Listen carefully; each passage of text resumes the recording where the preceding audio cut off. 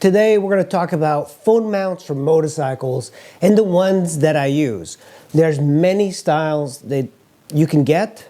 Most of the time I just kind of use this thing and I plug in power and that works pretty well. Normally for navigation on a motorcycle I prefer a dedicated GPS, but for doing Uber Eats and if you do not have a dedicated GPS, you're going to need a way to mount your phone. I have this, and the phone. There's a quad lock in the back. And in this box, we have a new mount that I'm dying to try. So let's get started looking at these, and then we're going to unbox this one. And hopefully this is going to be a much better mount than all of these. In the back here, if you notice, this is the first mount that a lot of people like using. I like to use this. It's taped into my cover. And basically I use this just for my mountain biking to run Strava. So next one is a RAM mount. These I don't recommend using. So I've had this for a while and I have dropped the phone that I was using for navigation, and the way it works is you just open up these arms, kind of leave it like that, and you attach this using a RAM mount to your motorcycle. The mount I've been using, the one you've been seeing me use for DoorDash and Uber, is this. It's been working pretty well, and even with this thing in the back of the phone, I slide this in and I just leave it in here. And then you have these little rubber bands. This is like pretty typical for a lot of mounts. And you just do it on all four corners. And this is kind of like what I walk around in. It's kind of bulky. And what this is here in the back, it's a GoPro quick release mount. This mount I got it at Walmart, but you can get it online. It's very easy. There's no charging on this. The way I charge it, I just put a USB directly onto here and charge it. Hey, it's another mount. So this one, the reason I wanted to try this, and hopefully this will fit, yeah, it seems like it'll fit. It's got charging directly, and that's the reason I wanted to get this. So I believe this is like a quick release. So this is charging, so you don't have to plug anything into it. Down here you do have a USB-C socket, and it comes with a bunch of various adapters, so you can mount it, zip ties, attach this directly to the battery, or you can find a way to power it from the headlight, something. And your blinker, anything that provides power when the bike is on, is a good idea. And you also have to like keep an eye on this fuse, because if this thing blows, they do provide you with another fuse. I wish they gave us the other type of inline fuses, the blade type. This button will collapse it. So hopefully that's going to be a quicker way of charging. That way I don't have to like go in, put the charger cable. Because I had to remove the cover from the phone, and I do not like doing that because these things will break. This is an iPhone 8, so this was meant for the larger phones, but it should work on everything, and it does charge. You see that tiny little button there? That's what releases the mechanism for clamping down on the actual mount. So you could also choose to mount it using this. Basically, this little clamp would go here along with this. So I'm just going to remove this. This is the tool provided by them. Just remove that. Remove the windscreen on the PCX, the two brackets, 10 millimeters on each side.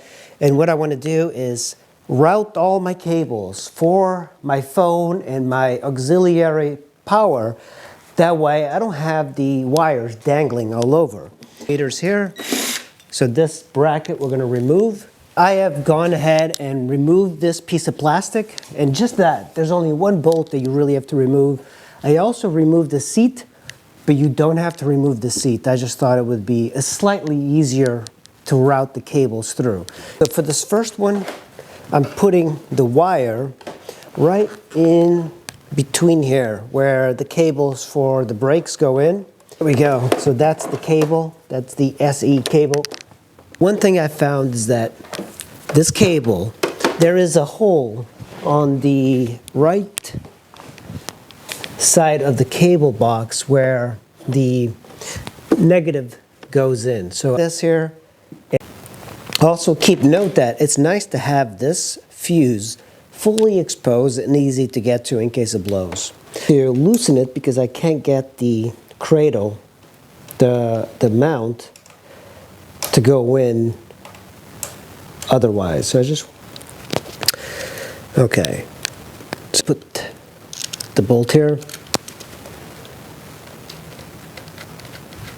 My goal is to find a way to power this through the ignition. That way we don't run the battery dry, especially if we forget to do one. So first I'm going to put this on here, just a little plastic bit, start it up, and you see, like, you still have some adjustability, but I don't like the complete flatness. So I'm going to be moving this. My phone, the way the system works, put it like that, and then you drop it in for a quick go. And there's the wire. Everything, I basically use the headlight wires to put the positive and the negative of this, and it finished everything, and now let's see if it works. So much cleaner interface. I don't have the cables to trip on.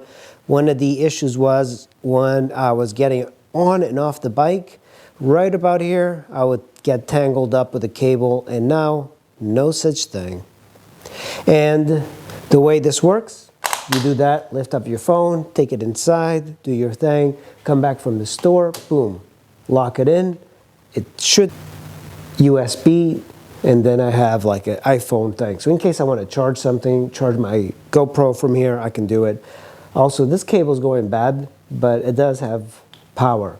And there we go. But I wanted to show the way this works is, you know, you turn on the ignition.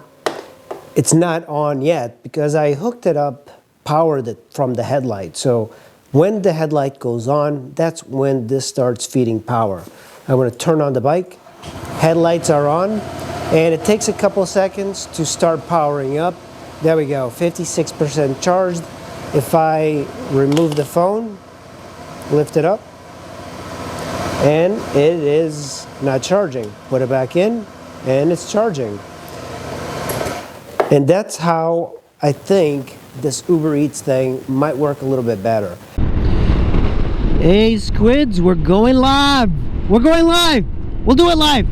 So when it's this cold, the battery on the GoPros and phones gets zapped really quickly. So guys, I got my phone mounted on this new adapter, and there is a power button in the back of it that you can turn it on and off. And I have it connected to my high beam, so when I turn on the high beam, it powers on, it works.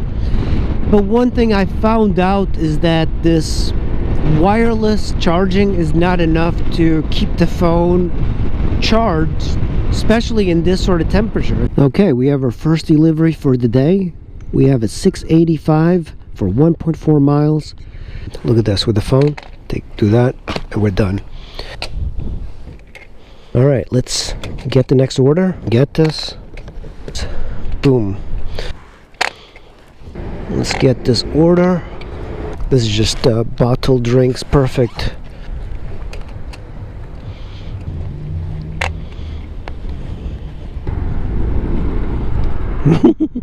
All right. That's the end of the ride, guys. I will see you on the next ride. Hope you enjoy the video. Bye.